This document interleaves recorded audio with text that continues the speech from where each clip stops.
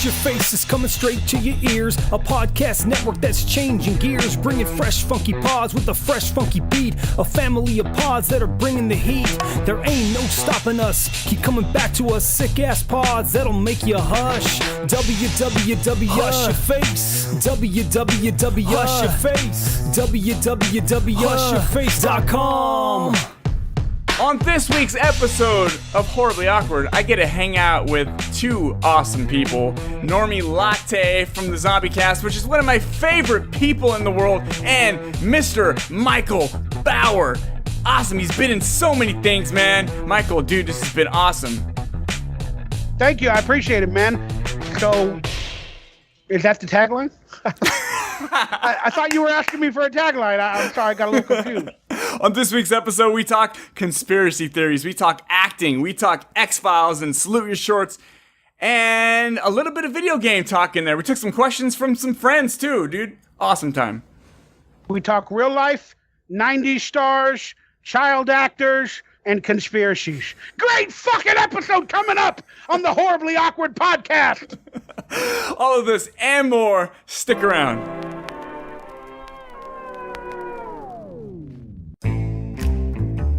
Hey, this is Maggie Carr from Maggie vs. Evil Dead. You can look it up on YouTube, and God have mercy on your soul, because you're about to listen to Sean on Horribly Awkward Podcast. Hey, what's up? This is Sissy Jones from Firewatch. I'm Delilah. I hate to tell you guys, but the rumors are not true. Sean is not horribly awkward. You've all been terribly misled. Hey y'all, this is Lou Temple. You know me as Axel on The Walking Dead, and soon as Psycho Head, Rob Zombie's new movie, soon to be released, 31. And you're listening to the Horribly Awkward podcast. Keep tuning in. Follow me. Hey, this is Dragonfly from Puregasmic Love, and you are listening to the Horribly Awkward podcast. It's time to get awkward. Horribly Awkward Improv. Action.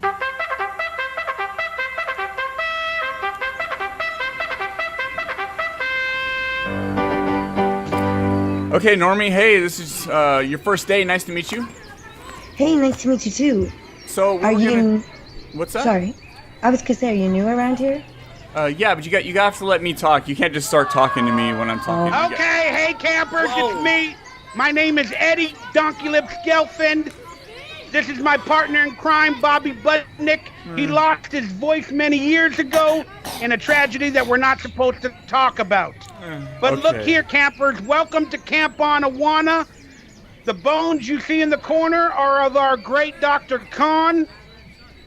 He used to be the voice of this camp, but no longer. But I want to welcome y'all to Camp on Awana. And Norma, is it? I think I caught your name? Yes, that is correct, sir. You remind me of my former girlfriend. Her name was Dina Alexander. She was a very beautiful girl.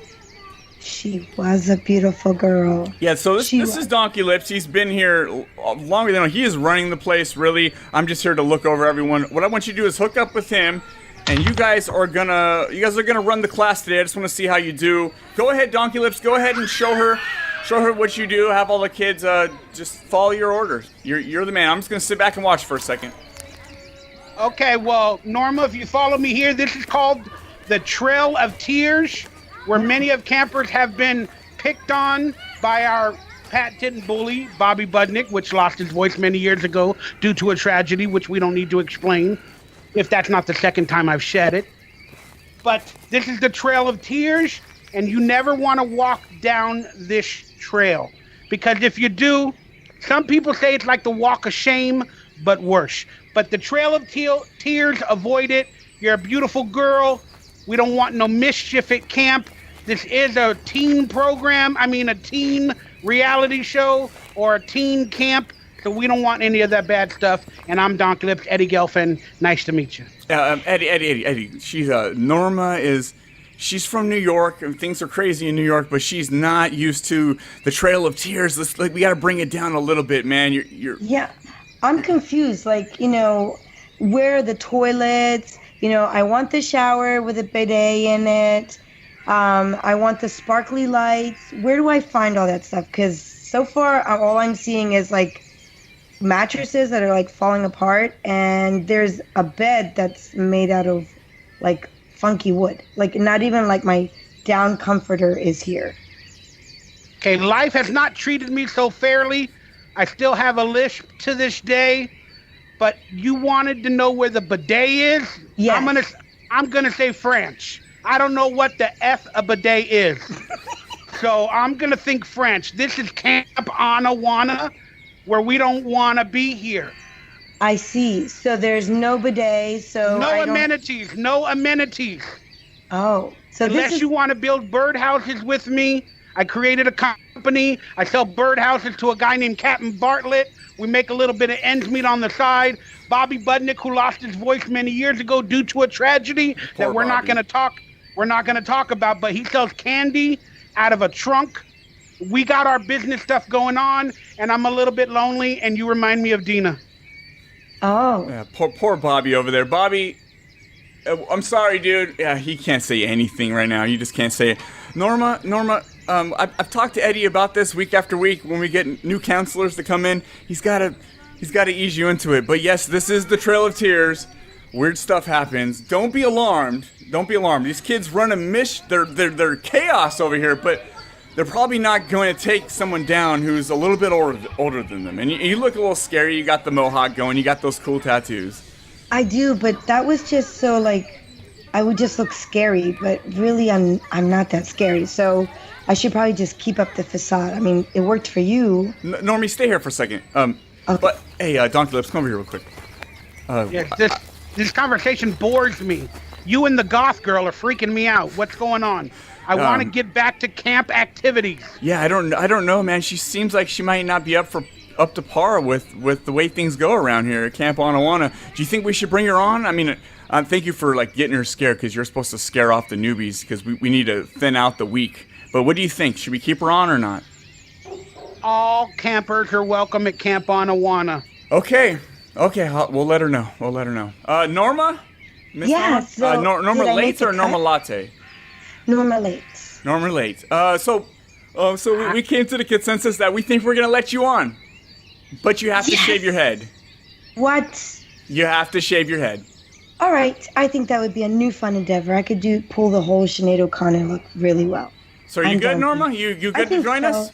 I think so. I think I'd be a perfect fit for this camp. Do you know the words to the song? No, I do not. Camp Anawana, we hold you in our heart. And when I think about you, damn it, this thing came apart. And scene! Yay! You almost got me to sing the fucking theme song. You know I don't want to do that. Come on, guys. You just walked away. Hey, Norma. Give us a horribly awkward. Horribly awkward. That's horrible. I can't even control myself. It's so horribly awkward. This is so awkward. It's so awkward. This is horribly awkward. No one off. Horribly awkward. Horribly awkward. Horribly awkward. Horribly awkward. Horribly awkward. Horribly awkward. Sean, dude, you're horribly awkward. Sean, I know you think this is weird, but it's not as weird as you think it is, dude. Don't do that, it's awkward. Welcome to Horribly Awkward, episode 94. That's a big number. I can't even count that high, but somehow I did it week by week. Stick around after the episode to find out or listen to some extra bonus shenanigans. I'll stuff that in at the end. You can see how we started off our improv skit if you want. It's all there. It's always there. You can always find it. I am Sean. You know the drill. But I will remind you yet again, yet another time, I am Sean. Thanks for downloading the podcast and listening. I do appreciate it. If you like what you hear, tell Ugg, tell Budnick, tell everyone at Camp Anawana, because word of mouth is a beautiful thing. Trust me, try it. I have a voicemail number. If you want to leave me a voicemail and say anything you want, you can. So that voicemail number is 510-600-3475. And as always, you can find that number down below in the description. So if you're out potentially causing mayhem and chaos, wait till things calm down and come back. Check the deets then. You can also reach out to me the old-fashioned way at horriblyawkwardpodcast@gmail.com. On today's show, I got my good friend Normie. You guys all know Normie from the Zombiecast podcast, Knuckleballer, B-Team. Is there anything else you do, Norma? You do a lot. I do a lot, but those are my 3 current shows at the moment. And she's been on Horribly Awkward plenty of times. Well, my current guest, if you guys don't know who that is, when I told Normie about it, or she heard about it on Facebook, she got super excited and she begged and she sent me a picture. She was on her knees saying, please, please, please. I said, Norma, you gotta calm down. She gets really excited about awesome people, and I'm excited too. So, on today's show, well, for starters, this dude, it was a huge part of my childhood. I have to say, I was a big Nickelodeon kid in general. I watched, just sat around watching TV because I didn't have a life. I didn't go outside and play with kids. I just watched TV. Lots of awesome TV. He's also been in a ton of other awesome stuff, from Webster, Tales from the Crypt, The Wonder Years, Doogie Howser, Weird Science, Friends, X-Files, Dude, Where's My Car, Dark Angel, Becker, Monk, so many things, but the one thing that hits home for me and Normie specifically, and I know he's getting sick of people saying, don't bring it up, Nickelodeon salute your shorts, Donkey Lips himself, Mr. Michael Bauer! Thank you! If that wasn't horribly awkward, the improv was. My goodness. You reminded me that I need to go to acting class because I don't know, man. That was literally your namesake, Horribly Awkward. But hey, what's going on, guys? Awesome. Yeah, man. That's like the only Horribly Awkward part. And then we get into the regular podcast. It's just like normal kickback time. But I broke the ice, man. I got social anxiety. Now that you feel awkward, I feel less awkward. I win. Ta-da. So it's nice to meet you, Michael. Yeah, we got a girl. Yeah, so I'm really proud. I've been a little, let's keep it awkward. I've been a little lonely. How you doing? I'm like 40 years of age. I live in LA. I'm a D-list celebrity. How you doing? I'm doing good. I'm 40 also. I live in New Jersey, and I'm no celebrity at all. So... And Michael, I watched your show religiously as a kid growing up in my teenage years. And thanks to you and your fellow cast members, you saved this lonely girl from being extra lonely. You were my friend in a way without doing it. I got a groupie. Yay! Yeah, I'm just kidding. No, that's awesome. Thank you very much. I appreciate the love and support. And I don't want to be horribly awkward because I am that daily in my life. Yeah. So today I'm going to try to act like a professional. No. I really appreciate the love and the support. And it's nice to meet you. Sean, if you didn't say your name 20 different times. Sean. My name is Sean. If you didn't know, my name is Sean. His name is... Yeah, dude, I'm super pumped up, man.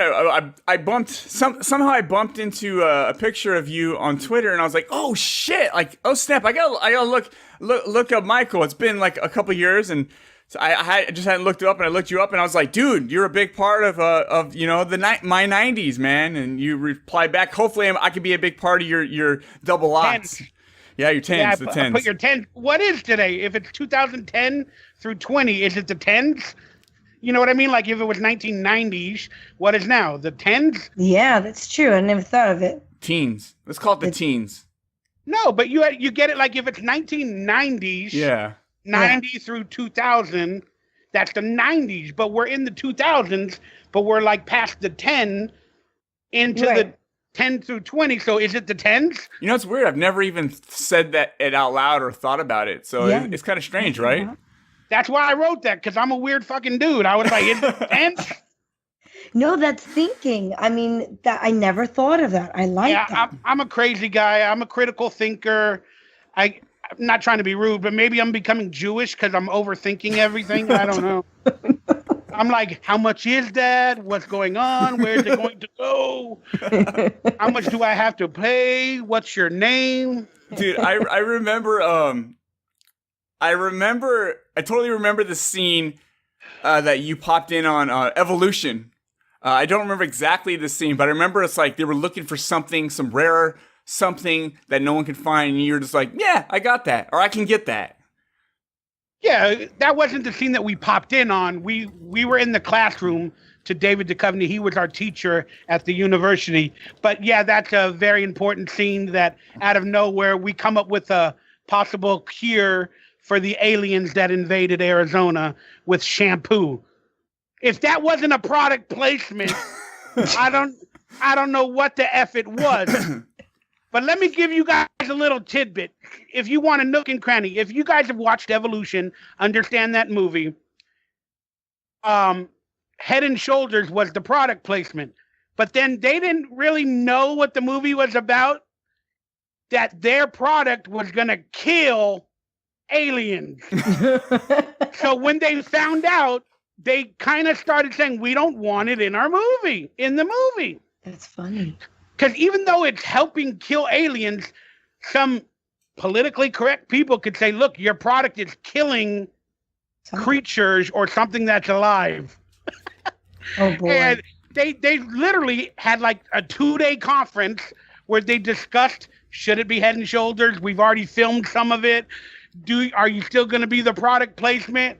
It was hilarious to know that Head and Shoulders was possibly backing out of a multi-million-dollar movie because they thought it would offend creature lovers or alien lovers. Or alien lovers. Again, that's funny. That's today's politically correct world. It's like there's a good and a bad with everything. Now looking back on it, it makes me laugh my butt off. That's funny, man. That's funny. I barely remember anything from that movie, and if I remember anything at all, it was just that scene. Really, I remember that scene in the classroom. I had the worst memory to remember shit. My memory isn't that great with the movie, but I just remember watching it and not everybody liking it. I'm like, this movie is underrated. It's actually pretty fantastic. I enjoyed the movie. It tanks. I mean, like as an actor, I'm like, oh my God, I'm kind of the fifth or sixth billed actor, meaning credit-wise, I'm the fifth or sixth one, to come up on screen. That's a big deal for actors, like the higher our billing goes, the more money we make, whatever. But like it was a $85-90 million movie for DreamWorks. And I thought I made it. I'm like, oh my God, this is a $100 million movie. It has stars. It's going to be a big blockbuster and everything. But everything, just like your podcast, went horribly awkward and wrong. But so it came out in theaters. I don't want to discuss all the issues with it, but it came out in theaters and it made about $35 million total. And it went, Yeah, I was saddened because I actually enjoyed the movie. I was on DVD and video, it's sort of like a great movie to watch on cable late at night. It's one of those great, classic, funny, interesting movies, but it just didn't make any money. And I felt bad for the director, Ivan Reitman, because he's one of the greatest directors of our time. And that movie started a downward trend for him and all his other movies, like My Super Ex-Girlfriend, like all his big movies started to not make box office dough. But then his prodigy made Hangover and all that. Todd Phillips, that was his prodigy. And we saw him on set every day, but his prodigy made Hangover, all those big movies. So his prodigy went up and he went down. I don't know. That's a filmmaking thing that we all pay attention to. That's awesome, man. How is it like working with somebody like David Duchovny? I mean, you've been in a lot of stuff, dude. I mean, from Webster... David's a dick. David's a cop. No. All right, we're going to get into some controversy. Let's do it. I don't give a fuck. I need publicity. Publicity. David, I'm calling you out. No. So, I can't do this on my own channel. I only got a couple hundred subscribers, so I have to do it on your podcast. There you go. Go ahead, man. Let it rip, dude. Freedom of speech. All right. So I got many years back before I did Evolution with David Duchovny. I got a role in the X-Files. And I'm a fanboy. I'm a geek. I'm a nerd. I'm a fat guy. I grew up loving film, TV. Science fiction is my favorite. So when I got a part on X-Files, I was thrilled. So I talked to Chris Carter. He's the creator, writer, sometimes director of the X-Files. I met him in the audition. We kind of spoke a little bit, and I told him, can I film? I started filming things with a camera, and I said, can I bring a camera and film? He's like, yeah, no problem. Just keep it to yourself or ask permission beforehand or whatever. I'm like, sure. So I get to set. They give me a trailer. So then I start filming the outside of the studio and everything. And then I walk by the makeup trailer. They had the door open And I guess David Duchovny's sitting in the trailer, so the mirror is this way. So when I walk by, I'm like, oh, they make me look beautiful, and they do my hair here. This is the makeup trailer. So David's image was on the mirror because he was sitting in the chair while I walked outside by it. Mm-hmm. And he saw that. Then he called security and said, hey, they're filming me. Paparazzi's here. Security comes, takes me off of the fucking set. And then they're kicking me out, and I'm screaming, I'm starring in this episode. I'm in this episode. Oh, no. Call Chris Carter. Please call Chris Carter. He's the director, this, that, the producer. And then Chris Carter comes out like 10 minutes later. He's like, Mike, what the fuck is going on? I'm like, I don't know. They kicked me out. They said that. He goes, well, they said you were filming David Duchovny. And I go, I don't think I was. And then he's like, well, we got to look at the tape. So you can rewind it on the little camera and watch it. And then he sees it. He goes, oh, well, there's David. I go, I swear to God, I didn't know he's in the chair. But you could hear me on the tape say, this is where they make me look beautiful. We're on, studio this in L.A. And then he goes, man, that's not even a big deal. He goes, Michael, just apologize. David's suing us right now. David Duchovny was suing the X-Files for the rights to be on like Sci-Fi Network or USA for money. This is around the 8th or 9th season of the X-Files. And they said David was suing the production company. He's like, so David's in his own space. So just apologize, whatever. Don't film anybody no more. Just me and you. I'm like, okay. So I get back onto set. I didn't have too many scenes with him. I don't think I had any, but I didn't really talk to him the whole, 3 days that I was there. And then a couple months later, I get Evolution. So then we go to the read-through where the whole cast gets together and they read the script. So then I go to the bathroom at the read-through, and then I kid you not, person steps right next up to go to the bathroom next to me, and then I look, and it's David Duchovny, and he looks at me, and his eyes go big. And then he left, I left, whatever. We didn't really talk. And then I know he was thinking, oh, I got to work with this motherfucker again. Now I got to work with him and deal with him. So that was how our relationship began with David Duchovny. Oh, man. So not a great start. Right. And it got worse during Evolution, during filming and all that. I mean, he's a great guy, but I just somehow from the beginning, my life, a lot of people just don't like me from the beginning, whether I say something wrong, I do something wrong, because I'm a little bit awkward myself. I talk a lot, whatever.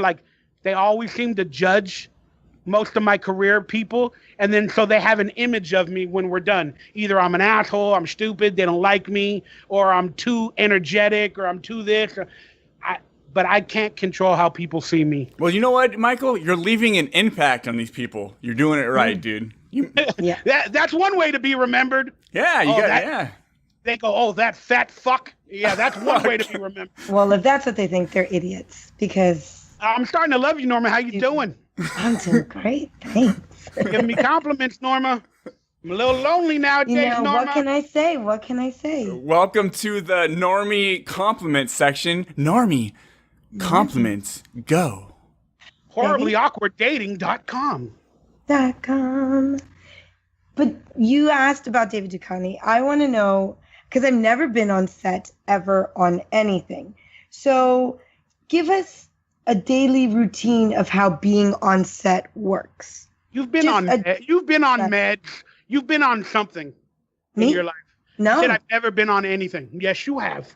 Well, set-wise. Never on a movie. You've been on something, Norma. Actually, I have been, but not on TV.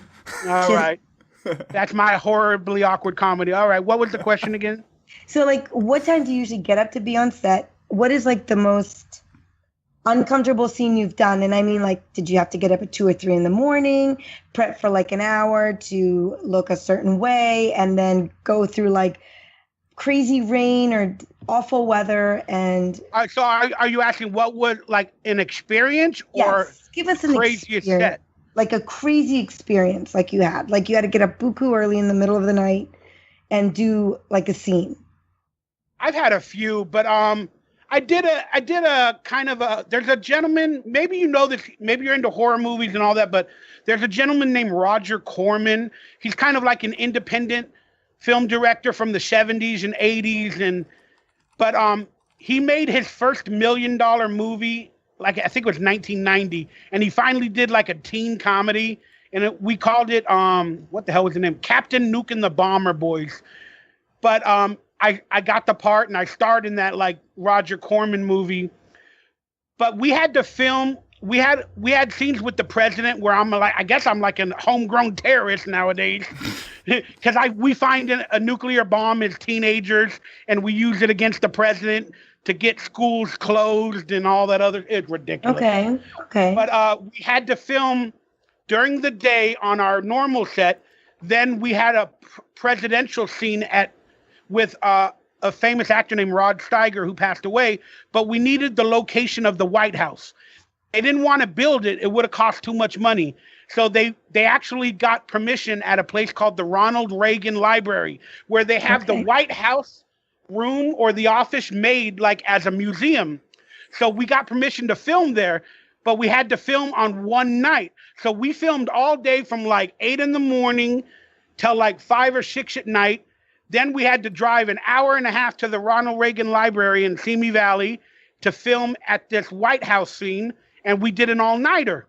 Then the next morning we had to be back on set in LA at 7 a.m. So that was like a 40-hour day for me, and I've never experienced that in my life. So I was driving from location to location, fell asleep, and then in my opinion, I almost crashed and died because I fell asleep basically trying to be an actor, and that's just a really interesting experience to me. 40 hours? No way. You were awake for 40 hours? Well, I mean, I tried to take naps, wherever I could, but they didn't have no money, so I didn't have like a good trailer with a bed. But we had to work 2 nights in a row at the library. So 2 days in a row, and then 2 nights in a row at the library. So by the 5th day, or I would guess the 5th time shooting, the crew was dead, and there was a lot of illegal activity in terms of, LA law for employment and all that. It was just really a weird situation. But that's independent filmmaking. You do what you got to do when you can with whatever money you got, and you just get it done for the love of the craft. So whether or not that movie stunk or not, that was just a crazy independent filmmaking experience for me for $1 million movie. Hey, it sounds crazy, but I'm sure that you have that in the bag now. So that's kind of cool though, to be able to have done it and talk about it. The 40 hours, man, I get so jet lagged. I cannot imagine being up for so many hours, having to fly in between and coming back again. It's ridiculous. Well, I mean, I've done it, just not sober. I mean, I had a run with some chemicals years ago, and I was up for days, and shit was bad. So, not advocating. Right. Just saying. Advocating. See, I'm terrible with words. Let me get that out. Yeah, dude. Skip over that. We're all intelligent in our head, but then the minute we try to speak whatever we're thinking, it comes out like this: blah blah blah. Blah blah blah blah blah blah blah blah blah blah. Yes. Tell me about it, man. Very true. Tell me about it. I'm terrible at talking, man. It's like shit don't come out. But yeah. It's scary being up for a long time. And one time I drove from the Bay Area back to Fresno, and I fell asleep on the freeway. And dude, that is scary. I literally went off the road, but it was just grass right there. I mean, the road curved, and I just kind of went straight into the grass. And I woke up, and from that point on, I was wide awake. But driving when you're tired is fucking scary. I'm wide awake. Awful. It's awful. I'm wide awake. Here we go. Hibba-dibba-da. Hibba-dibba-da. I'm wide awake. I don't know. That's a song I've heard somewhere, like on every radio station. I've wide awake. Heard it before. I can't tell you sing it though. You got copyright flagged from my bad parody or rendition of "I'm Wide Awake." Boom! Yeah, take your fucking podcast down. You can't sing that. I'm sorry. Too funny. All right, let's go. Give me some questions. Let's get into this. Oh, you want some? Yeah. Okay, I asked on Facebook. I did ask for some questions, man. If you want to get over your Nickelodeon questions, we can do that as soon as possible. Let's get it out of the way, man. Only because I'm an adult and I've moved past the 90s. Hey, none of us have. Maybe you guys have. I haven't, not yet. You guys with dreams of nostalgia in your head. Hey, when Slit Your Shorts came out, I was 11 years old, 11 to 13 years old. Those are prime years, dude. Are you a 90s child or an 80s child, or what do you consider yourself? I'm 30. I'll be 37 next month. I was born in 1980.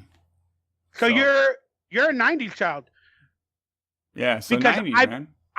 The reason I call you a 90s child is because I believe from the age of 10 is when you start to realize a little bit of what life is about.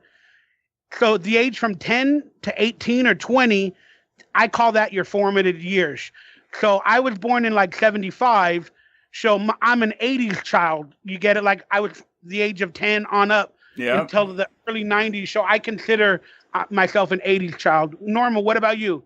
I consider myself both because I love I remember all the 80s music. And again, I was huge into Nickelodeon in the 90s. I was born in 77. So I just turned 40 this April.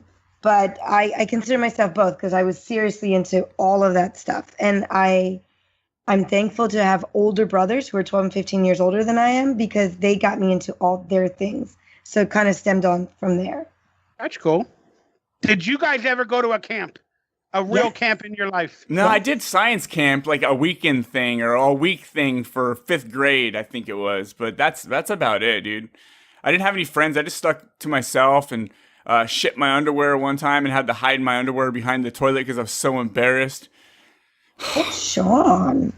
I did that too, but I never hid it behind the toilet. I just showed everybody. I'm like, look what I did. I'm just kidding. But wow. So technically, you both showed your shit. Yeah, really? See? I mean, talk about awkward, but... Do you remember the first time you saw corn in your poop? I don't remember, but I see that often, man. I was going to say, am I the only person that realized that corn somehow goes through your entire body as one shape and still comes out the same fucking shape? How is that? I thought my body's supposed to break it down. Not the skins, though. Down corn. Yeah. What about pea skins? Do they come out like that? I've never noticed that.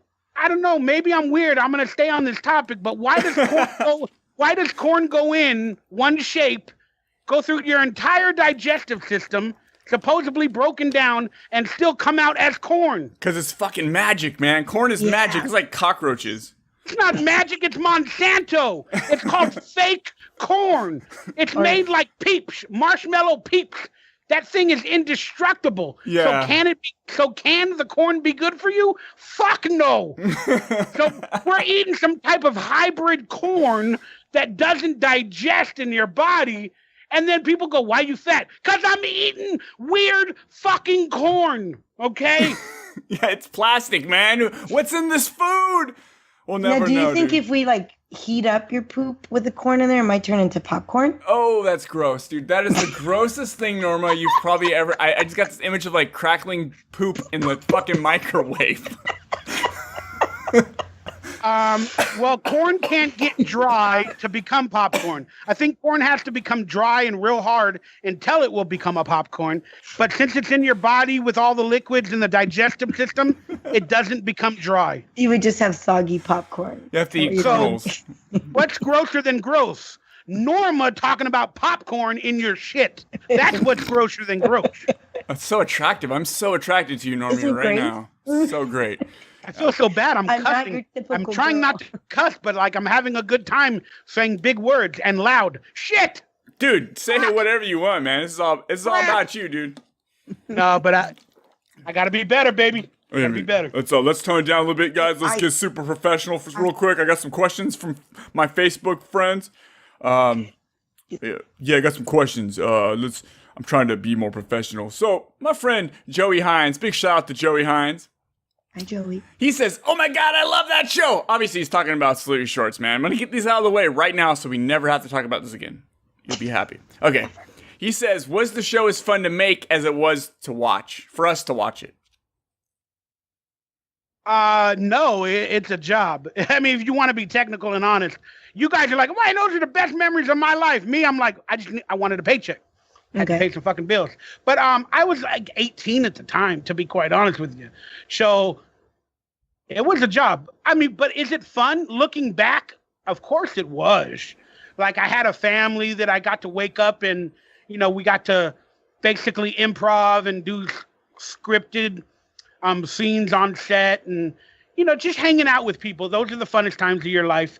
So looking back, of course, it's as fun as it is for you guys to watch it. But at the time, we're probably not thinking of it that way. You know what I'm saying? Yeah. Until I know later in life. I'm just being honest. I have friends. But I'll lie. It was the best. I had no other life. Don't lie, man. We want the truth. We do want the truth. Dude, there's drama behind everything. I bet there's drama. There's always like, will Nickelodeon give us a paycheck for the next show? Are they going to renew us? They're going to cancel us? Are they going to order another episode? There was a lot of shit going on, man, you know, like behind the scenes. Mm-hmm. So was it really fun? Not really. But looking back, of course it was. If you could separate all the bullshit. Yeah, that's great. I totally get that. That makes so much sense, dude. Okay, so my friend Roel Santos, big shout out to him from the World of Ro podcast. Ro's cool. He's got an awesome podcast. Check him out. He says to ask you about the Let's Eat from the Wonder Years. I don't know what that means. I'm sure it's a Wonder Years scene. Yeah, I'm just going to let everybody know this. As an actor, I normally play the fat guy.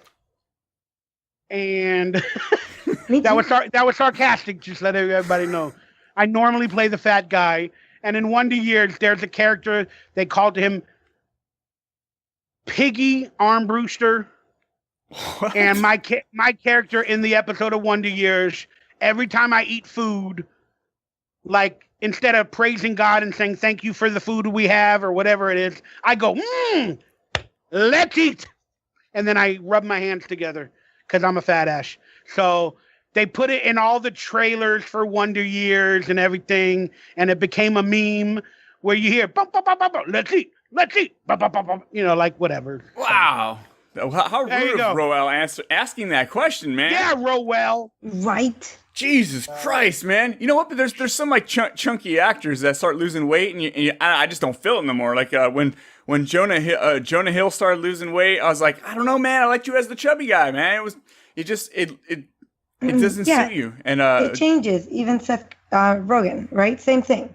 Like he lost like a cuteness to him when he took off a little bit of weight. I agree with that, Sean. Yeah, dude, Michael, you're awesome, dude.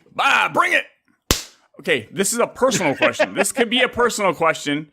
My buddy Adam Chick, this is the guy I went to high school with. We were good friends back then. He says, the lows after your first high of stardom. I don't know what he means. Like, I'm saying you get that first high, you're like, yeah, and then what's one of the first lows? I'm not sure.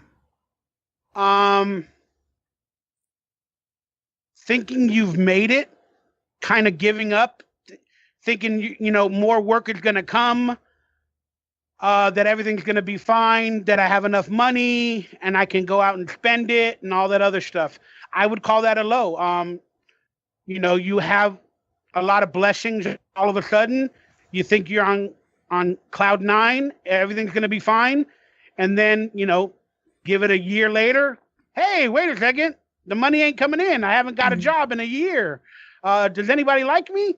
Am I an adult now? Am I a child actor? What am I? Fuck. I need a real life. I got to pay my bills. I got to get a real job. So a low would be almost being homeless after, you know, making a little, not a lot, but a little bit of money and maybe becoming famous. I had to get a real job for my family and my life at a comic book store in a highly pedestrian area where I got recognized and made fun of a lot because I had a real job. And that was a low. You know, you feel like shit because they think you should have money. You're rich and famous. I remember you. Why do you work here? It's like they're so quick to judge that maybe my life is ruined because I got a real job. It's real weird, but it hurt me, and that was my low. Wow, that was a very honest answer, man. I appreciate that. Dude, I'm scrubbing sidewalks Pressure washing sidewalks, graveyard shift. So you want to hear some shit jobs. But I liked it. I mean, I liked it. I'm sorry, I didn't mean to cut you off, Norma. But I like that it happened because I grew up poor.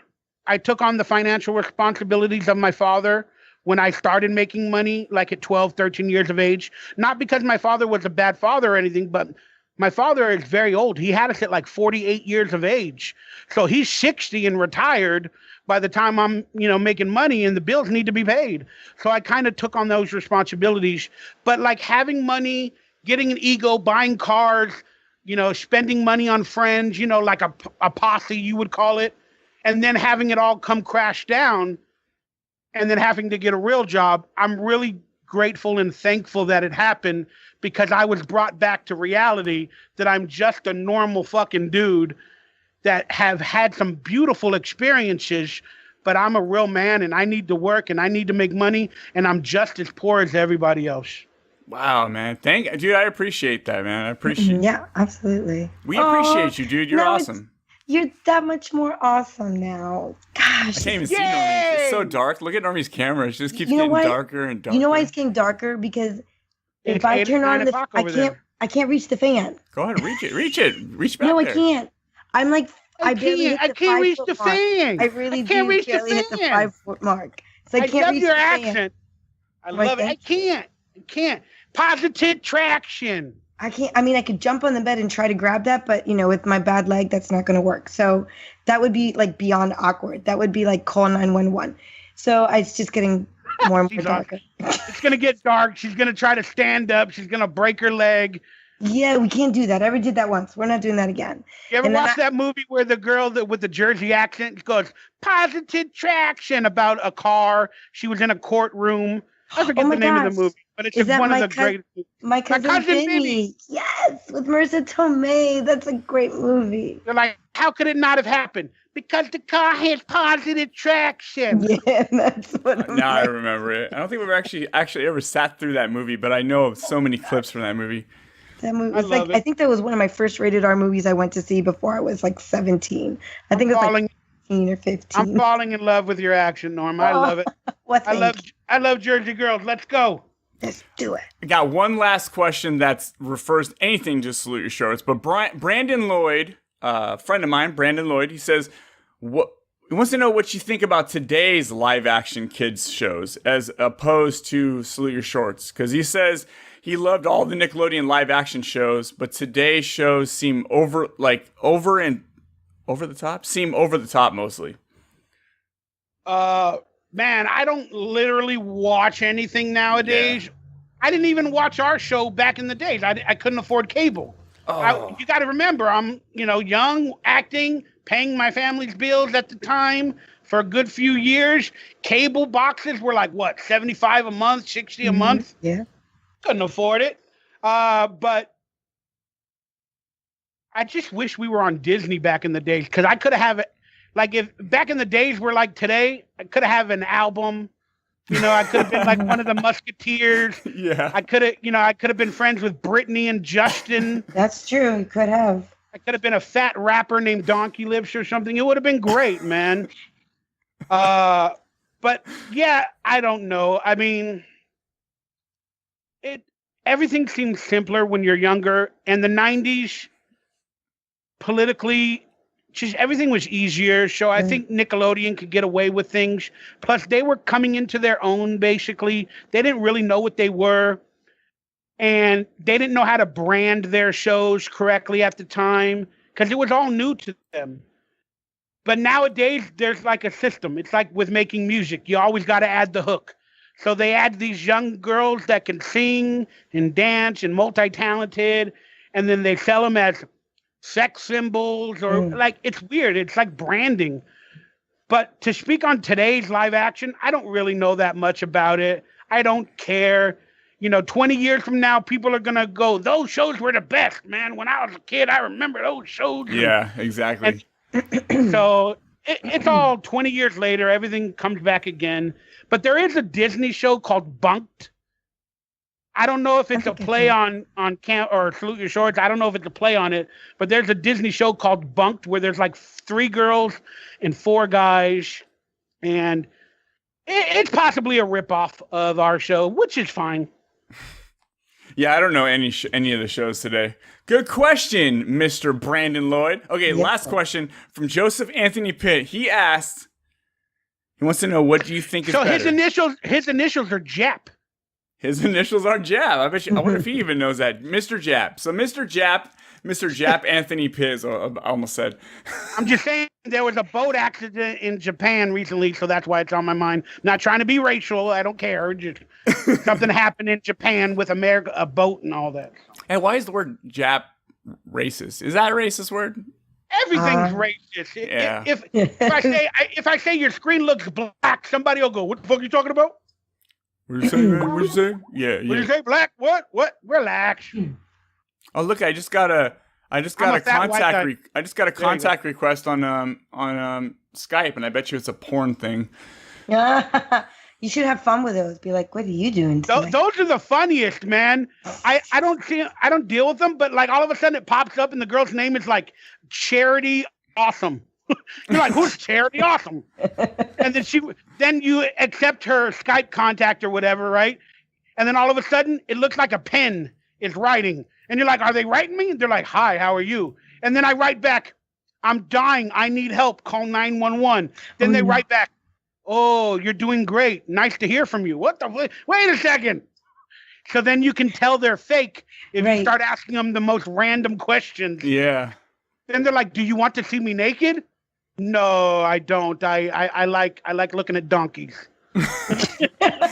I'm into donkeys. Then she writes back, click here to see my show. Yeah, fucking cam girl and that shit's all whack. Okay, so Joseph Anthony Pitt, he says, what do you think is better, Xbox or PlayStation? A PlayStation, without a doubt. He says, I bet he says PlayStation. Yeah, but I still got a PlayStation. Is it a 3? Yeah, I'm on 3. Nice. I haven't bought a 4 or whatever, because it's funny, the PlayStations cost exactly what number they're on. Like if it's PlayStation 1, it was $100. PlayStation 2, $200. PlayStation 3 was $300. PlayStation 4 is $400. What the fuck is going on? Can't afford it no more. PlayStation 3, when it first came out, was like $600. Crazy. Yeah, it's crazy. Well, he said, I can't play my old games. What's the point? Yeah. That's the whole point. You want to start all over again. It's hard. It's tough to be a gamer these days. No backwards compatibility. I think moving forward, we're going to have that more. But he says he bets you say PlayStation. So you were correct, Mr. Joseph Anthony Pitt. You won absolutely nothing. Nothing. Normie, are you stressed on time or what? I am. I need to get going because I have my show coming on, one of my shows, like now. Oh, you need to hop over to that show? Okay, well, we'll get you out of here, and then I'll do a little more with Michael. You cool with staying around for a little bit? I'm here till another half an hour. I'd be good for. That's about it. Okay, cool. We'll do that. Half hour is perfect. So what? Go ahead. Say whatever you want to say, Norma. Well, first of all, I say, Michael, it was an honor to meet you. Seriously, you have no idea the impact that you had on me growing up. So thank you for that. And thank you for the opportunity to get to talk to you tonight. If you'd like me to plug in my shows, I can, Sean. Yeah, plug your shows, okay. Norma. If you do want to find me, listener, you can find me on Zombiecast News on allgames.com Monday nights, and on the B Team on allgames.com as well. And then Thursday nights with Knuckleballer Radio. If you do like to game, come find me on Xbox Live under Normie Bug. We temporarily fixed our Xbox One, so I don't have to invest in another one. So yeah, come find me and play with me. And you can find me on Facebook under Normii Late. Wow, you're a busy woman, Norma. I'm a very busy woman. A very busy woman. And if you leave me a P.O. box or something in the future, Norma, for being so gracious and making me feel so blessed and loved, I will send you some swag of mine and some stuff that you'll love. Yes! Not you, Sean, because she's a beautiful girl, not you, Sean. I don't want it. I don't want any of it, man. That would be awesome. Well, so thank you very much. DM me, P.O. Box me, Twitter me. I don't know what else is Snapograms or whatever's going on. I don't know what they're called. That's awesome. I'll ask Sean for the details later. Thank you. Thank you. I appreciate it. Thank you, Sean. Thank you for this opportunity. Keep up the great work on your show. horribly awkward, but beautifully awkward. And I just love everything you do. Oh, how cute. Thank you so much, Normie. It means a lot. Have a great night, guys. Bye-bye. You too, Normie. Bye, Michael. Bye, Sean. Yay! It got really quiet. I guess it was her fan the whole time making all that noise. I think it was her energy. It helps. Whenever men talk to a girl or something, we feel the energy. Now me and you are like, great, back to reality. Oh, so hey, Michael. We're alone in our rooms. Hey, man. There ain't no pretty girl here anymore. Now we got to realize that we're both probably non-relevant, truthfully. Normie is such a beautiful soul. Hey, let's do some shout-outs, Michael. You want to do some shout-outs? Shout out, insert name here. Shout out, insert name here. Shout outs! Woo! There's gonna be a shout out. This is the Horribly Awkward Podcast. This is the shout out segment of the podcast. So shout them out, shout them out, shout your homies out, cause they're probably listening. Or maybe they're not. But still, you gotta show the homies some love. There's gonna be a shout out tonight. So obviously, big shout out to my boys over at the Attention Deficit Order Podcast.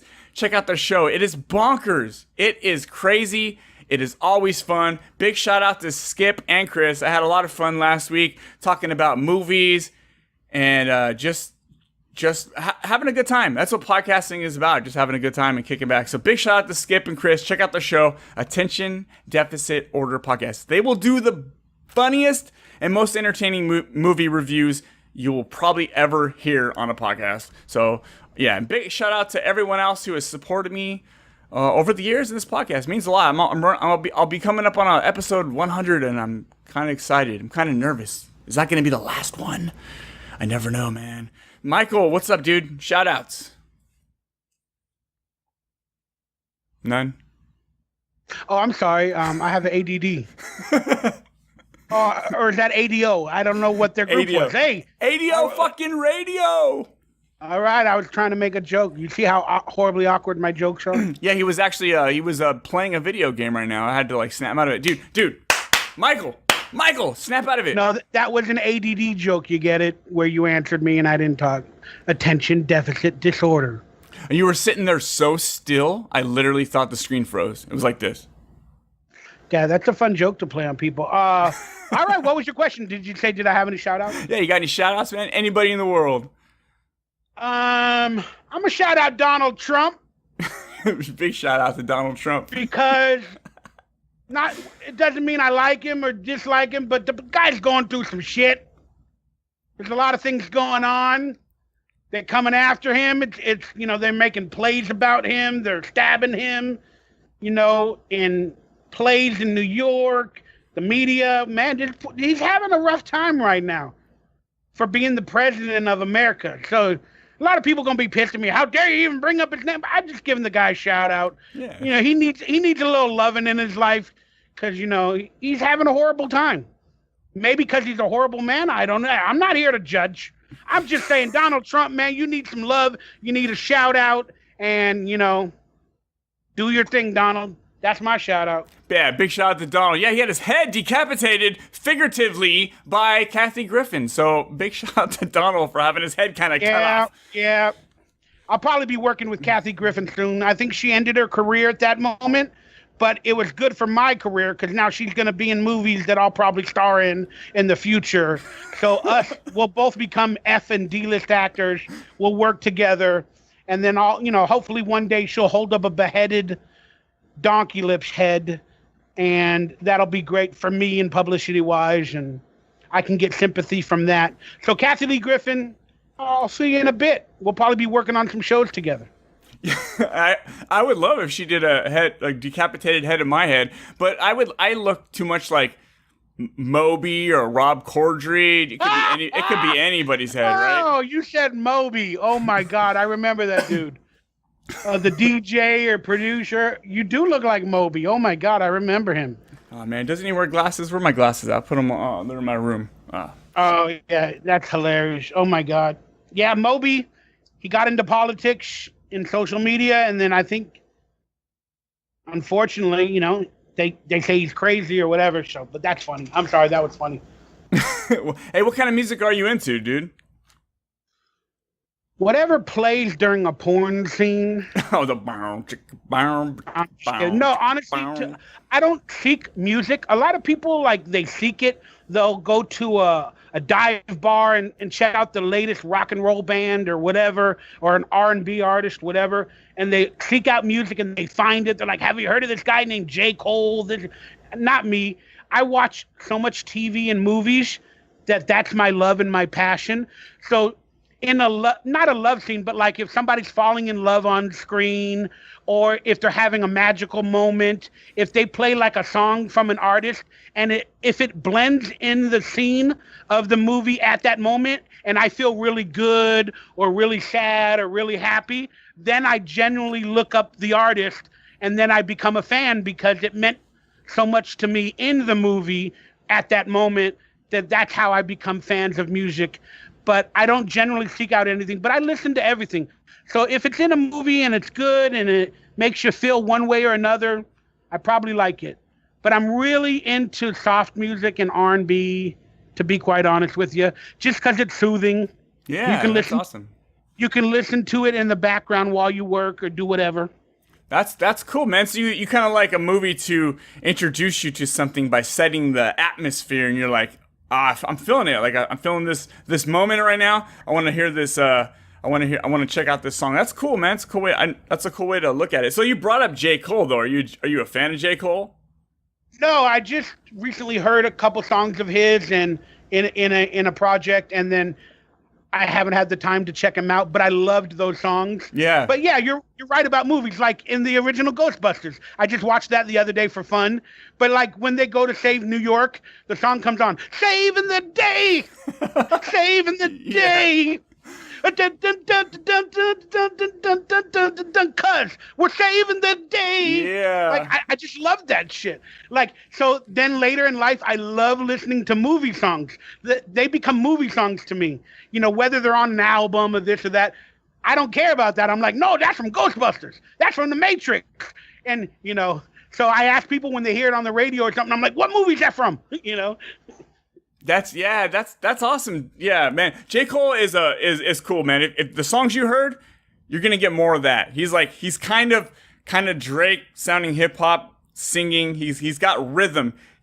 I'll listen to him when I'm working, man. It puts me in a really good mood. I gotta check him awesome. Out. I really gotta get into it. I recently learned of Frank Ocean, maybe about 8 months ago, and I love Frank Ocean. I'm not sure I know Frank Ocean. Yeah, well, I think you should check him out. You might enjoy him. He's a really good artist. He was on Saturday Night Live, and that's where I learn about new artists as well. I love Saturday Night Live, improv, and then they have an artist, and he was on like maybe a year ago, and he had video games on the stage, and then he sang a song called, called like Numb or something about a drug. I don't know why I can't think of it, but I just love Novocaine? No, there you go. Novocaine, baby. Where he talks about putting Novocaine in his body to have sex. And I was like, what? Let's see if I recognize this. It's a great song. It's just chill and disturbing. I think I got 30 seconds before they cut me off. I like this, dude. This is cool. Yeah, you could always turn it down and then turn it back up later. You can cut it.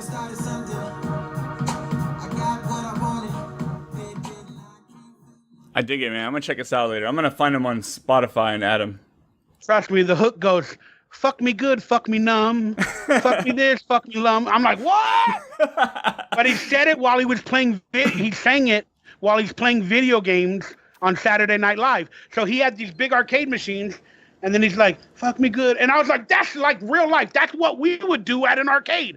We would hear his song on the loudspeakers while we're playing a video game, and we would sing along to it. And he was doing that. I'm like, man, he's a man of the people, man. I like this guy, Frank Ocean. Oh, shit. Yes. Yeah, Michael Bowery, y'all. I recommend him. So you brought up Ghostbusters. Did you watch the new Ghostbusters? Oh, God, don't get me started. I like the cast though. I really like Kristen Wiig and anything. I that's my crush, man. Kristen Wiig. So but if you like, I did a review where I saw some pictures of it, and people were going crazy. Oh, all woman cast. It's going to be bad. It's going to be this. And I was like, man, I don't think so. I think it's going to be great. But after watching it, unfortunately, my brain is overactive, and I think of things from a lot of different views, and it was just insanely bad and horrible. It doesn't mean I didn't enjoy some of the jokes or this or that. It's just they went about the movie completely wrong, in my view. So if I was a studio executive, they made it gender-based from the minute they put an all-female cast. So they said, okay, well, they didn't have, women in the first one, so we're going to put all women. So they created the controversy that ultimately took them down. If you didn't say anything about it, and, it just, I don't know. It's just they created the controversy, and it was just really, really bad. It was like a feminist way of making the movie. Plus, it was a remake. They kind of did all the same thing where they get the firehouse, the car. I don't know, man. I saw it going in a different direction. Well, my friend, you're definitely not alone.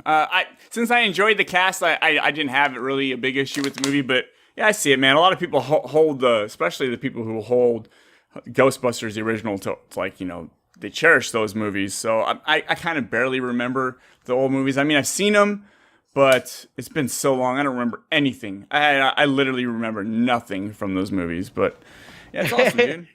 What drugs do you do? Because my brain remembers everything. Dude, I don't remember. I just don't, man. I'll play a game. I'll spend 100 hours playing through like some massive RPG, playing as this character, meeting other characters, doing side missions, and I'll get done with it, and I'll remember nothing. Like I just don't know. I forget everything I just did. It's crazy the way my brain works, man. I mean, I'll watch a movie, and when I'm done with the movie, I'm just like, yeah, I remember I loved that movie. I just watched it last week, but fuck, what was it about again? I don't know, man. Look, people are different, like, unfortunately, I thought everybody was like me, but I grew up analyzing everything because I was lied to, whether it be family, my brother had an addiction, girlfriend, money-wise, I took on responsibility. So I had to deal like an adult from an early age. So my brain is always constantly analyzing everything so I don't get hurt. So I try to catch the pain before it happens. So if something's out of place, I'm like, why? Were they drinking? Are they on alcohol, drugs? You get it? Like I'm trying to catch everybody. And my brain, it just doesn't stop. So I think I see everything differently. And then I kind of see the future, meaning I don't know what's going to happen, but I can, in my mind, I can predict what's going to happen. I'll be like, oh, this is like that. That is like this. I guarantee you it's going to break in a week. And then a week later, the thing breaks. And I'm like, I'm right. Like my brain, it just doesn't stop. And I remember everything. I can forgive, but I never forget. Like it's really scary to me now that I'm getting older. I don't know if I have mental health issues or something, but it just, my brain doesn't stop. I remember everything and I analyze everything to the nth degree. And that's why I'm kind of like a truther, or I'm really into conspiracy theories, like investigating and fake news and whatever. It's all enjoyable to me because I like putting the clues together, seeing if it's real, if it's fake. And I'm just really into that stuff. So I guess I'm becoming a tinfoil hat, but I don't care. I like it, man. This stuff really intrigues me. So to you, it might be a video game, an RPG. And to others, it might be a movie or this or that. To me, it's kind of like, conspiracy theories and stuff like that is really making my brain interactive. And I've been really enjoying it, getting into it. But it's scary, too, because I feel sad. Like, I think some things are real or fake, and I just think that other people don't see it. You know what I mean? Like, they don't analyze it from that angle. And if they did, they might see that something was wrong or different, but they don't want to see it because, like the movie The Matrix, it's fun to be brainwashed. But I can't prove any of these things. I can just show clues, and I don't know. I'm getting a little too in depth, but no, man, I'm digging this, dude. I'm listening. All that stuff interests me, man. But I can't really speak about it in public or make videos because the world is. I'm not going to say brainwashed or sheep. Those are the words that conspiracy people throw around, but they're just not ready for that type of thinking. So until they wake up on their own, we can't force them to wake up or see what we see. Doesn't mean it's right or wrong, but we see things a little bit differently. And it's like the Matrix. At the end of the movie, he says, I'm going to show you a world you have never seen. And I see a world that not a lot of people see. You know what I mean? Like through events, politics, and... Yeah, dude, you'd probably love my friend Michael Codwell and his sister Gidget. They do this podcast called The XD Experience, and they get real deep into stuff like conspiracy stuff. They'll also teach us as listeners about a certain thing, like a crime or a serial killer from early 1900s or 1800s, and they'll really learn on this stuff, and then they'll talk about it on their podcast and really teach you something. It's one of those podcasts you actually learn shit. But they get into the experience, the conspiracy stuff as well, dude. I mean, it's cool, man. I love listening to that kind of stuff. Yeah, I mean, we won't make this show about all that stuff, but I'll just one thing at you, just to notice, like, news is propaganda. Don't believe everything you see. Trust me. It's like Hollywood. They you whatever they want, but question everything in life. Again, question everything. Everybody has a motive. Everybody uses somebody for something else. But question everything. And if I can just give one quick of something that might freak you out or make you think, is when you see like some of these bombings or shootings on the news or this or that, and then you see the video footage, it's normally not in HD. It's always filmed one way. And when you look on YouTube, there's only like one version or two versions of it. Like, for example, just a quick thing to make you think. This group, rock and roll band in, I think it was London or France or wherever, they had a concert and there was a shooting at the concert. There was over 3,000 people there watching this band. And when you look online for the footage of the shooting, there's nothing. Why is that? Everybody's got camera phones. Why is there not footage in HD? This and that. Either because YouTube is taking it off, they don't want somebody to know something, or it was never real. And they can control the outcome. You get it? They film it their own way. They can tell the story they want. Why is there not better camera footage of multiple angles? 25 people should have been filming the concert. That footage, they had survivors. Some of them should have had that footage on YouTube an hour later. Where is it? Those are the things that people don't think about. But they see the footage because CNN will show them one thing and it'll say from a YouTuber. But it's only one or two videos. And you see nothing, you hear nothing, and then you got to think to yourself, where's everything else? It's just one of those things that makes you think.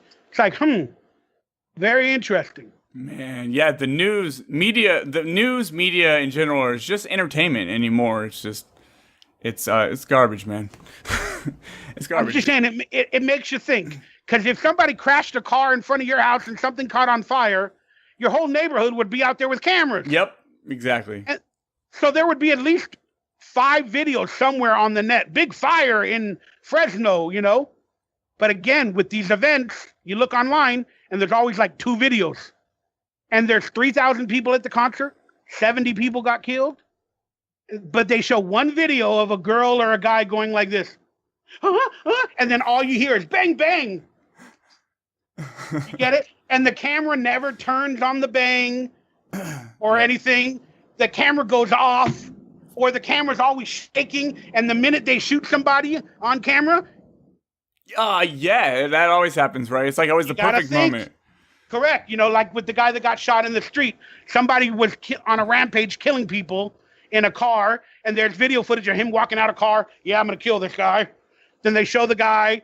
Then all of a sudden, he pulls the gun out, and then right when he supposedly gets shot, the camera footage goes down. So you can never investigate the footage. You can never really see if it's real. And then the camera goes down, then it does a 360, then it comes back on the body on the ground. And he goes, yeah, that's what you get. It's like a perfect moment from the Blair Witch, man. But again, if you're going to shoot somebody and you put the gun in front of the camera, you walk out of your car with the gun, and you walk up to the guy's head and you're going to shoot him, you're not going to put the camera down at the moment you shoot him. Yeah, it doesn't make sense, right? You're doing it on camera to show everybody, so you would go bam and leave it up there and then watch his body fall with the camera. But yet the camera on all of these videos, watch them, all of them, they turn away right at that moment. So you got to start thinking, I don't get it. Dude, I love your passion right now, man. This is exciting. Yeah, I told you this stuff. I dig it, man. Hey, be you, man. This is the perfect place for just to talk freely about whatever. I dig it. So the age-old question, who really killed Tupac? I think Tupac killed Tupac. Tupac, you killed Tupac. Yeah, dude, for real. I should go watch that movie. His last album came out. It was called Dom Illuminati, where he was talking about, how he believed he was trying to be taken into the Illuminati, this and that. And then he speaks about, killing himself to get out of the spotlight of fame and all the pressure that he was under. Again, it's up to anybody's belief. But yeah, I don't really have no proof. But I think I wouldn't get it past somebody like Tupac to fake his own death. See if you can do it. Why not? Why not, man? It's stressful, man, that life, dude. That rapper life, dude, that being in the spotlight, dude, that's fucking stressful, man. Everybody wants that super stardom fame, but once you get it, I mean, it's not what people think, man. You're under a microscope all the time. You do have paparazzi, like we were talking about earlier, and it's just, I can imagine it's stressful. Me with this little podcast sometimes gets a little bit stressful, but I can imagine and then all your friends are around, and then who's really my friend, and everybody wants money, and then fucking lawyers, and everyone's trying to hit you for stuff that you did or did not do, and it's like, fuck. Mo money, mo problems. Yeah. Thank you, Biggie. Yeah, that is a great last statement. So, dude, Michael, we'll wrap this up right now. I told you we'd get you out here in about a half hour. And it's about that time. So, let's get to the wrap-up show! Hey, yo, Freeman. Yo, what's up, Iams? Dude, what's left to do? Down there, man. Wrap it up, son! Yeah, I just wanted to say that I, created a YouTube channel during my off time. That's why I wanted you to hopefully leave it in there, because I wanted to explain my off time. But I created a YouTube channel in my off time for my love of football. It's doing pretty well. I'm going to start acting and auditioning very soon again. But I started vlogging as well, trying to share my life with the world. I don't know why. I don't need to. A lot of you guys hate, but I don't know. I'm one of those people, I kind of like opening up my heart, even though you guys half the time destroy it after I do. I'm just one of those people, and I always will be, because I'm real AF and I'm normal. But I've been vlogging on YouTube under Haybauer. And other than that, man, check out haybauer.com. You can find links to everything. Yeah, dude. So for the majority of the people who listen to this podcast, I'd say I've had pretty much an overall positive experience with listeners and people I've connected to. So fuck the haters, man. I mean, why do people want to put out negative energy? Just shut that shit down. Live life one day at a time. Connect with people. Be positive. There's no reason to be super negative about shit. It's destroying the world, dude. It really is. And social media has given access to this sort of negativity. It sucks. YouTube comments. I'll do an awesome YouTube video and people start putting like, "You fucking suck. Wrap it up." Like, well, fuck you, man. Exactly. Opinions are like assholes.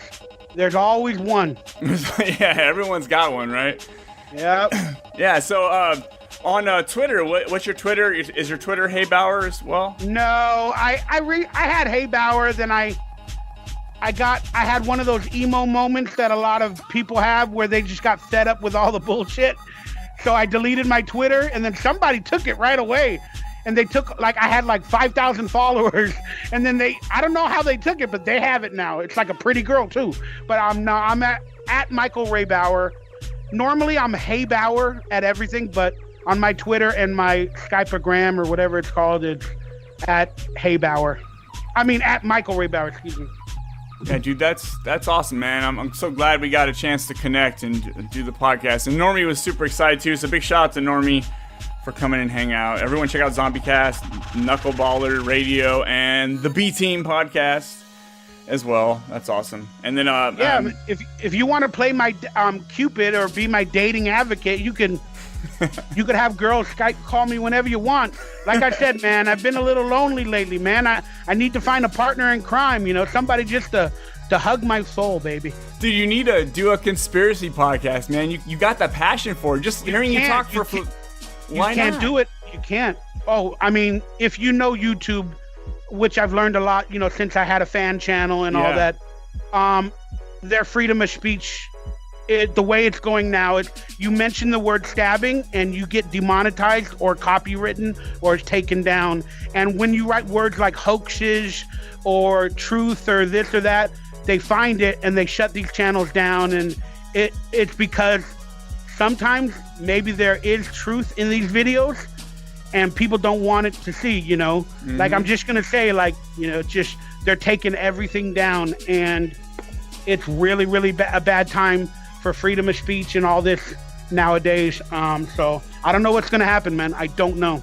Yeah, you know what? I'll tell you the truth. When you started talking all that conspiracy stuff, your face got scrambled, your video. I'll pull a clip and send it to you. It was kind of trippy. I was just staring at you for a sec, like, what's going on? Like, it just started, like, they were trying to take us down, man, but they couldn't. They're watching me, brother. They're pixelating me.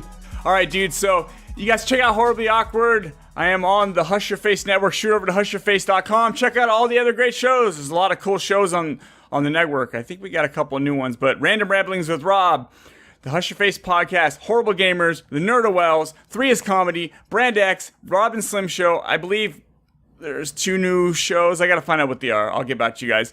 Also, check me out on Twitter, my personal account, which is at TheyCallMeImes. If you guys could find that, go ahead, look for it. But the podcast account is at awkward_podcast. That is, and They Call Me Iams as well. If you guys play video games, that is my gamer tag on everything. They Call Me Iams. So look me up, add me on some video games. Let's play games like some grown ass adults. Shoot me a voicemail if you want, 510-600-3475. Shoot me an email if you want, horriblyawkwardpodcast@gmail.com. So much bullshit. So much bullshit. Information. Yeah, here's some more bullshit. I got an Instagram, I got a Facebook, I got sort of a YouTube. Look me up on there. Some more bullshit. If you want to find me, come over to my house. I'm probably masturbating, but we'll do something. Mr. Bowers! Leave me alone. That was loud. Yes, so, speaking of Gidget from the XD Experience podcast. As Gidget would say. Peace out, Brussels sprouts. Hey, it's the S to the M and the L to the Issa. Slammerkins in the house, so drop your and listen. Pour with glee, backward cock flash. Merrily sock, bird telling cat. Destiny doctor downcast. Carelessly squandered lamb. Heavenly slaughtered broadcast. It's the Horribly Awkward Podcast. I don't fucking care. I change my Twitter every 3 years or something. I don't know. Yeah. I don't give a fuck. People care about that stuff too much, man. That's the thing. I don't want. Yeah, maybe Norma can speak for the same thing, but I don't want to wake up every day thinking, okay, what do I have to Instagram? What do I have to tweet? It's like another process. It's like I want to wake up. The only thing I want to think about is how am I going to survive the fucking day? Now I got to worry about what kind of a good tweet can I put out? What kind of a good Instagram? It's annoying. Yeah, I used to be the same way. It had to be, what's the word I'm looking for? Like, I don't know, like sparky or whatever, or like witty. And then after I'm like, whatever. I'm just putting, like yesterday I tweeted, today is a day, because I didn't know what today is a day. And then all the trolls and the people that want to call you stupid or whatever. All right, let's go on. This will be fun. All right, let's we have to do some sort of kind of Salute Your Shorts improv. We have to do that. Let's get it out of the way, dude. This is gonna be awesome because anyone who listens are gonna go, "Oh, dude, Donkey Lips," and they're go fuck yourself. All right, I'll give you one Christmas gift because you're a fan. Thank you. Yeah. Let's do it. We'll do a little twist. So we'll do it where this is in real time. So this is years later. We're all working at the Camp Onawana. All of us. Did none of them move away? Apparently. All right. Okay. So, that'll be funny. I'll be the head guy and okay. Check it out. You guys ready? Dude, you're fake. That's not improv if you're planning it. Just planning on where we're starting. I've exposed the Horribly Awkward podcast. You're fake. We've been exposed. Yeah, we've all been exposed. I'm very fake. Actually, I'm kind of bloody and I have a lot of bones. So. I'm not even a podcaster. I'm an actor. This is all fake. I'm filming a movie. Okay. I can never be an actor. I don't want my face on camera. Too hard. You don't work sometimes. It's just too rough. We'll talk about that later. So let's... okay, you guys ready? Okay, Norma, I want you to say Horribly Awkward Improv Action. Let me know when. Right now. Oh, yeah. That's a Horribly Awkward show.